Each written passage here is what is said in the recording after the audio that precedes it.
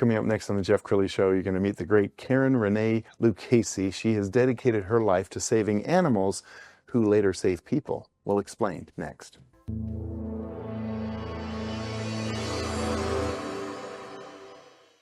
Many are predicting that the worst is yet to come, which is unfortunate, said one person here.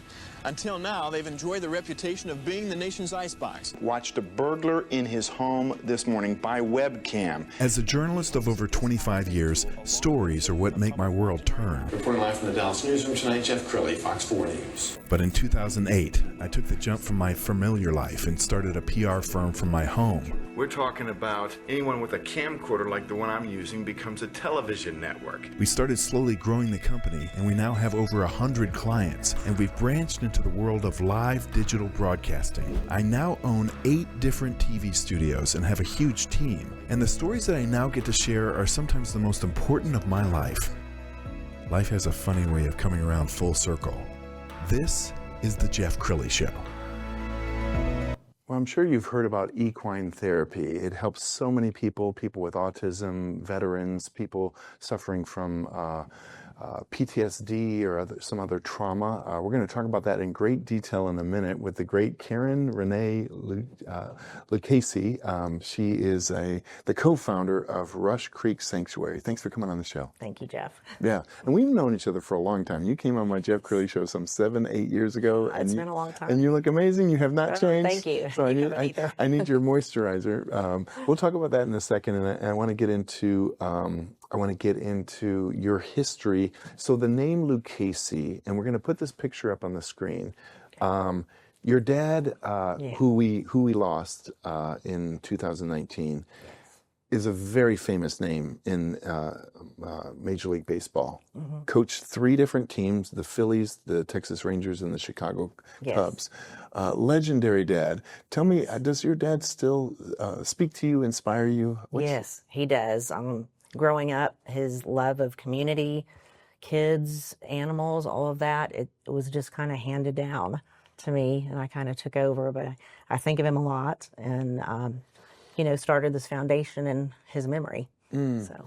And were animals important to your dad? Yes, he loved animals and kids, and just community in general. He was Man of the Year several times because of his work, and it just kind of graduated down to me and my brother and sister. Wow. So. And the name Lucchesi is so unique. You probably couldn't go anywhere without people saying, "You related to Frank Lucchesi?" Yeah, it was either that or are you related to the Boots Lucchesi? Yeah. So that was the other one. I thought, I wish, but no.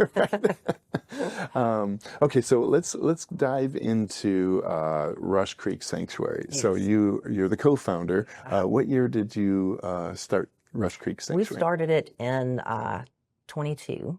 Okay. And went full certified IRS nonprofit, tax exempt, and have built it up slowly, with our board of directors and therapy programs and rescuing the animals. And it's in Decatur? It's in Decatur. Okay. Yeah. Cool. It's about 200 acres, close to 200 acres. Wow, that's a lot of land. And you have kind of a menagerie of animals that we're going to show in a minute. But I want to laser down into donkey therapy. Yes. We've got some pictures that we're going to put on the screen. And you've had your own health battles. Yes. How has donkey therapy helped you, and how has it helped others? It's helped me an incredible amount. And going through it myself, that's why I decided to do the sanctuary. And, being diagnosed with 4 different terminal illnesses about 3 years ago, the pain, medications, dealing with all of that, and being able to go to these donkeys and do donkey draping and meditation. And they sense, they're one of the smartest animals along with horses that can sense you're ill, or if you're in trauma or PTSD, they sense it. And they go right to you, and it's like they pick up on it. Wow. So they're incredible animals, and it helps you deal with pain and emotional issues, anything like that, so much better. So, like, if a veteran with PTSD is working with a donkey, the donkey is already picking up on anxiety or something like that. And veterans, it's really important when they come back home, they are trained to have no emotion. So when you're at war and there's guns and bombs going off, they train you to shut down, basically. So coming home, trying to learn to open up to your family or just people in general, it's very hard for them. So with these horses and the donkeys, it enables them to do that and trust again. So it's a very big step of recovery for the veterans. It must be so rewarding to you to watch a veteran who comes in. Yes. And you can tell that he or she is in their head, and then see the progress See over it. weeks. Yes. I mean, it's so rewarding, and it's worth all the hard work when you see this, or you see a special needs little boy that doesn't talk, and then after coming to the ranch, he's saying a word or two. So when you see that, it's just like you want to cry. It's just so emotional. Is the psychology that caring for something other than yourself is therapeutic, just so the veteran, the animal gets to know the veteran and vice versa? Yeah, and it's interesting. The animals we rescue are mainly abused. So they go through a lot in their life. They're abused, hurt. And so it's actually joint healing. So the veteran is being healed and the animal is being healed. Wow. So they're both learning to trust again. Outstanding. It's wonderful. Well, I encourage everybody to go to their social media, because you have so many pictures on your Facebook page. Let's go ahead and pull up the gallery off of the website, because there are so many beautiful pictures. You kind of take care of every animal under the sun, don't you? And that's Waffle. He was one of my first mini donkeys rescued. Oh, no kidding. Yeah. No kidding. Okay, what's the strangest animal that has ever come to you? I've bottle fed camels, then longhorns, of course, raccoons, squirrels, you name it. All right, you did turn down a tarantula. I turned down a tarantula. Someone called me at 10 o'clock one night and said, "Can you go rescue this tarantula? My daughter lives in Decatur and we don't want it to get killed." And I said, "I'm sorry, I'm not trained with tarantulas. I wouldn't know how to care for it, and I'd be a little scared of it." Wow. Well, you are a nonprofit. You Yes. depend on donations. Yes. You have a big event coming up. We're going to put this on the screen. It's a big fall. Is it an annual event? Yeah, it's our first one. I have self-funded this project for the last couple years.